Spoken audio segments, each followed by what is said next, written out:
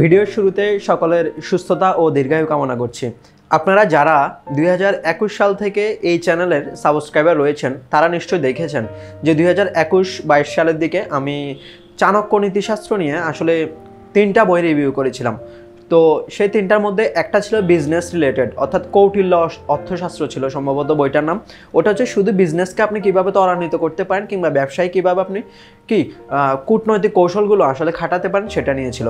এরপর সবার প্রথমে যেটা রিভিউ করেছিলাম সেটা ছিল চাণক্য নীতিশাস্ত্র বা শুধু নীতিশাস্ত্র ছিল, যেটার ছোট করে একটা ট্যাগলাইন ছিল যে শ্রীল প্রভুপাদের দৃষ্টিতে, সম্ভবত এরকম কিছু ছিল। অর্থাৎ ওটা হচ্ছে ধর্মীয় দৃষ্টিকোণ থেকে, ওটাতে বেশি শ্লোকও ছিল না, ওটাতে সম্ভবত 18 থেকে 22টা শ্লোকও ছিল।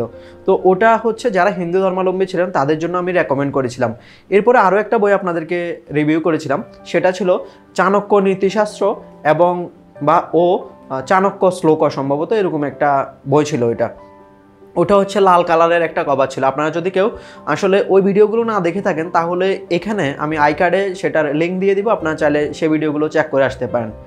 তো আসলে সেগুলোর কথা কেন বললাম, সর্বশেষ আমি যে লাল বইটা রিভিউ করেছিলাম সেখানে আমি আপনাদেরকে রেকমেন্ড করেছিলাম যে আপনি যদি আসলে হিন্দু ধর্মাবলম্বী না হয়ে অন্য কোনো ভিন্ন ধর্মাবলম্বীর মানুষ হয়ে থাকেন তাহলে আপনি ওই লাল বইটা বা আমাদের বাংলাদেশি লেখকের যে বইটা ছিল সেটা আপনি সংগ্রহ করবেন, কারণ ওটার মধ্যে সব কিছু কিন্তু কাভারেজ হয়ে গিয়েছে, ওই জন্য ওটা রেকমেন্ড করেছিলাম। এবং আরও একটা কথা বলেছিলাম, যদি আপনাদের খেয়াল থাকে, সেটা হচ্ছে যে আমি যখন বাতিঘর থেকে বইগুলো কিনতে যাই তখন সেখানে একটা ভারতীয় লেখকের বই ছিল। তো সেটা আমি হয়তো টাকার জন্য বা আসলে ফাইন্যান্সিয়াল প্রবলেমের কারণে তখন কিনতে পারিনি, কিন্তু বলেছিলাম যে যদি কখনও ওটা পারচেস করতে পারি তাহলে অবশ্যই আপনাদের সামনে সেটা রিভিউ নিয়ে আসবো। আজকে ঠিক সেরকমই আমি ওই বইটাই আপনাদের সামনে রিভিউ করার জন্য নিয়ে আসছি।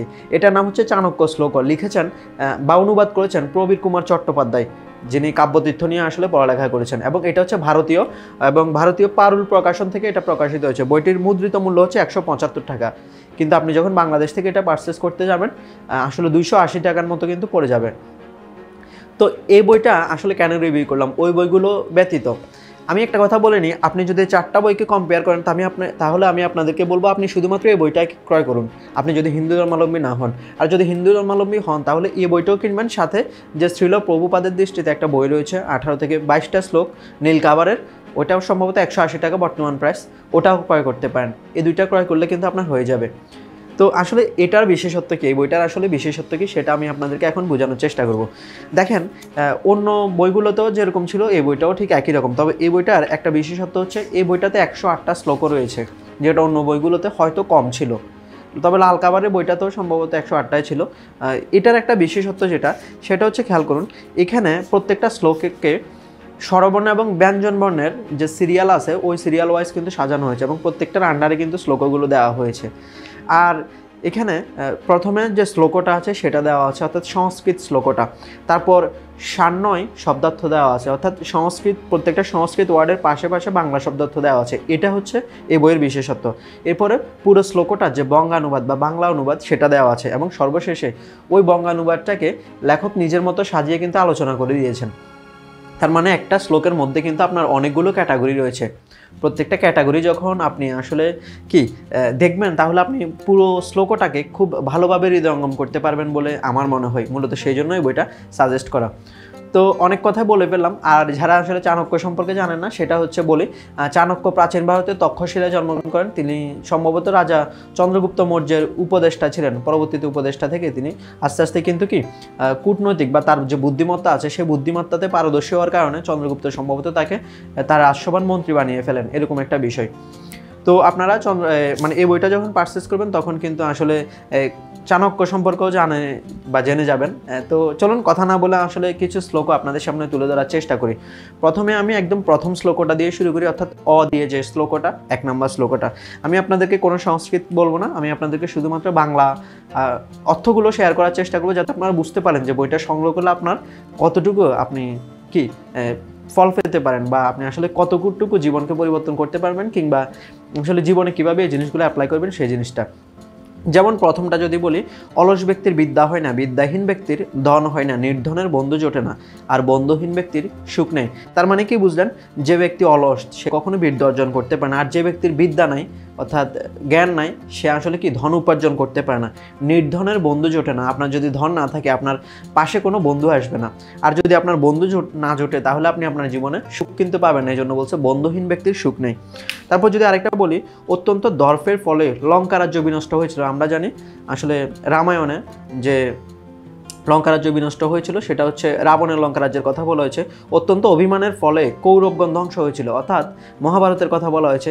কৌরবগণ কীভাবে ধ্বংস হয়েছিল সেটা, অত্যন্ত দানের ফলে বলিরাজ পাতালে বদ্ধ হয়েছিলেন। অর্থাৎ বেশি বেশি দান করা যাবে না, আপনার থাকলেও বেশি দান করতে পারবেন না, যতটুকু দরকার ততটুকু দান করবেন। সব কিছু অতিরিক্ত হলেই তা আহিত হবেই, বা আসলে অতিরিক্ত হলে আর সেটা কি হবে, আপনার অহিত ঘটবে। আহিত না, অহিত মানে হিত হচ্ছে যেটা মঙ্গলকর, আর অহিত হচ্ছে যেটা অমঙ্গলকর, অর্থাৎ যেটা আপনার জন্য ক্ষতিকর হবে, সেই জিনিসটা আসলে বোঝানো হয়েছে। এই বইটি অধ্যয়ন করলে আপনি দেখতে পাবেন যে বইটিতে বারবার পুত্র সম্পর্কে বারবার অনেকগুলো কথা বলা হয়েছে, পত্নী সম্পর্কে অনেকগুলো কথা বলা হয়েছে, মাতা সম্পর্কে অনেকগুলো কথা বলা হয়েছে, এবং স্ত্রী লোক সম্পর্কে অনেকগুলো শ্লোক রয়েছে, যেগুলো মন মাথা আপনি শুধুমাত্র পাঠ করার মাধ্যমে বুঝতে পারবেন। যেখানে মা তাকে সবচেয়ে বেশি পূজনীয় বলে কিন্তু আখ্যায়িত করা হয়েছে। আবার এটাও দেখা হয়েছে যে স্ত্রীলোক সবসময় আসলে পুরুষের উপরেই নির্ভরশীল, সেটা সম্পর্কে অনেকগুলো শ্লোক রয়েছে। তারপর দেখানো হয়েছে যে বিদ্বান হওয়ার বা বিদ্বান হওয়ার গুরুত্ব যে কতটা প্রয়োজন, বা কতটা বিদ্বান হওয়া যে প্রয়োজন এই সমাজে, সেটার উপরে কিন্তু চাণক্য বারবার জোর দিয়েছেন। এখানে আমি কিছু আপনাদেরকে আসলে শ্লোক শেয়ার করি। যেমন, জ্ঞানী ব্যক্তি আপন দারিদ্র্য, মনের দুঃখ, গৃহের কলঙ্ক, নিজের বঞ্চনা এবং অপমানের ঘটনা অপরের কাছে প্রকাশ করে না, এটা হচ্ছে জ্ঞানী ব্যক্তির লক্ষণ। বিদ্যা ঠিকমতো অভ্যস্ত না হলে তা বিষতুল্য। বৃদ্ধ ব্যক্তির যুবতী ভার্যা বিষতুল্য, অর্থাৎ স্ত্রী বিষতুল্য, অর্থাৎ অনর্থ ঘটায় সবসময়। তারপর রোগ দূরীভূত হয়ে গেলে চিকিৎসককে বিষবৎ মনে হয়, আর ভুক্ত বস্তু হজম না হলে ভোজনও কিন্তু বিষবৎ মনে হয়। অর্থাৎ আপনি যে জিনিসটা খাবেন সেটা অত্যন্ত সুস্বাদু হলেও যদি হজম না হয় তাহলে সেটাও আপনার কাছে বিষরূপ মনে হবে। এরপর দেখেন, যার বিদ্যা নেই তার জীবন শূন্য, অর্থাৎ বিদ্যাকে বারবার ফোকাস করা হয়েছে। যদি বন্ধু বান্ধব না থাকে তবে তার সকল দিক শূন্য, আর যে গৃহে পুত্র নেই সে গৃহ শূন্য, অর্থাৎ একটা পুত্র অনেক বেশি প্রয়োজনীয় একটা পরিবারে। যে দরিদ্র তার সকল কিছু কিন্তু শূন্য। এরপর একটা শ্লোক দেখেন, যে মানুষ যে দাতা হতে পারে না সেটা বংশের দোষে, অর্থাৎ বংশ থেকেও সে কিছু আসলে কি প্রভাব পেয়ে থাকে। কর্মদোষে আসে দারিদ্র্য, অর্থাৎ আপনার সংসারে আপনার কর্মের কারণে কিন্তু দারিদ্র্যটা আসবে। সন্তান উন্মত্ত হয় মায়ের দোষে, অর্থাৎ মা যদি সন্তানকে সঠিকভাবে শাসন না করেন তাহলে সন্তান কিন্তু উন্মত্ত হবে। তারপর আর মুখ্য হয় পিতার দোষে, সন্তানের মধ্যে মুখ্যতা ভর করবে সেটা একমাত্র পিতার কারণেই। এরপর বলছে দেখেন, নিচ বংশীয় ব্যক্তি যদি রাজা হয়, মূর্খের পুত্র যদি পণ্ডিত হয়, দরিদ্র ব্যক্তি যদি ধনবান হয়, তারা জগৎকে তুচ্ছ মনে করে। অর্থাৎ কেউ যদি একেবারে গোবরে পদ্মফুল বলে না, ওইরকম যদি হয়ে যায়, তিনি বলেছেন যে সেটা তারা কিন্তু কি অনেক নিজেকে অহংকারী মনে করে, সেই জিনিসটা আসলে বোঝানো হয়েছে। তারপর দেখেন, যারা পুরুষানুক্রমে ধন সম্পদের অধিকারী তারা ধন গর্বে গর্বিত হন না, অর্থাৎ যারা পূর্বপুরুষ থেকে কিন্তু কি রাজা, তারা কখনো সেটা নিয়ে গর্ববোধ করে না। দরিদ্র যদি হঠাৎ বিত্তশালী হয় তাহলে সে ধনগর্বে আত্মহারা হয়। অর্থাৎ ওই যে গোবরে পদ্মফুলের কথা বললাম, বাংলায় একটা প্রচলিত প্রবাদ শোনা যায়, নির্ধনের ধন হলে দিন দেখে তারা। অর্থাৎ এটা তো আপনারা নিশ্চয়ই বুঝেন, এটা আমি আর কি বলবো। এরপর এখন যে শ্লোকগুলো আপনাদেরকে বলবো সেগুলো হচ্ছে মহাগুরুত্বপূর্ণ শ্লোক বলে আমার কাছে মনে হয়েছে, যেগুলো জীবনে আপনার অনেক বেশি প্রভাব ফেলবে। যেমন, মানুষের আয়ু, কর্ম, ধন সম্পত্তি, বিদ্যা এবং মৃত্যু গর্ভে এবং মৃত্যু অর্থাৎ মৃত্যুর সময়টা গর্ভে থাকাকালীনও কিন্তু নির্ধারিত হয়। অর্থাৎ আপনি যখনই মাতৃগর্ভে জন্মগ্রহণ করতেছেন তখন থেকেই কিন্তু আপনার এই 4-5টা জিনিস কিন্তু নির্ধারিত হয়ে যাবে। আপনি শুধু এই নশ্বর পৃথিবীতে নিজের ভাগ্যকে পরিবর্তন করাটা হচ্ছে সৃষ্টিকর্তা একটা উপলক্ষ্য মাত্র। অর্থাৎ আপনি নিজে যত ভালো কর্ম করবেন তত বেশি আপনি কিন্তু আপনার ভাগ্যের ট্র্যাকে থাকবেন। কিন্তু আপনি যদি খারাপ জিনিস করেন তাহলে কিন্তু আপনি ওই যে নির্ধারিত জিনিসগুলো কিন্তু চেঞ্জ হয়ে যেতে পারে, যদি এগুলো পূর্ব নির্ধারিত। এরপর সবচেয়ে গুরুত্বপূর্ণ একটা বলি, যেমন কন্যার বিবাহ দিতে ইচ্ছুক পিতা প্রথমে পাত্রকে বিচার করবেন, তারপর ধন দৌলত, তারপর বংশ। যদি পাত্রের তেমন কোনো দোষ থাকে তাহলে ধন দৌলত নিয়েই বা কী হবে, আর বংশমর্যাদা নিয়েই বা কী হবে। অর্থাৎ পাত্রের যদি সমস্যা থাকে, তাহলে আপনি ধন দৌলত দিয়ে কী করবেন, সে তো ধন দৌলত মানে নিমিষেই খোয়াই ফেলতে পারে, ঠিক না, সেই জিনিসটা বলা হয়েছে। এরপর দেখেন, স্বয়ং শ্রীকৃষ্ণ যার মাতুল অর্থাৎ মামা, অর্জুন যার পিতা, অর্থাৎ এখানে মহাভারতের হিন্দুদের মহাভারতের ঘটনাগুলো বলা হয়েছে, সেই অভিমন্যুকেও যুদ্ধে নিহত হতে হলো। অর্থাৎ অর্জুনের পুত্র অভিমন্যুর কথা বলা হয়েছে, যে একজন যুদ্ধ বিশারদ ছিলেন বলতে গেলে, বা যুদ্ধে এক্সপার্ট ছিলেন।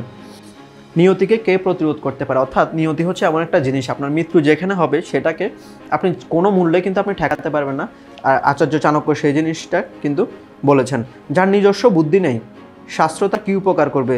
যে দু চোখে অন্ধ, দর্পণ তার কী কাজে লাগবে?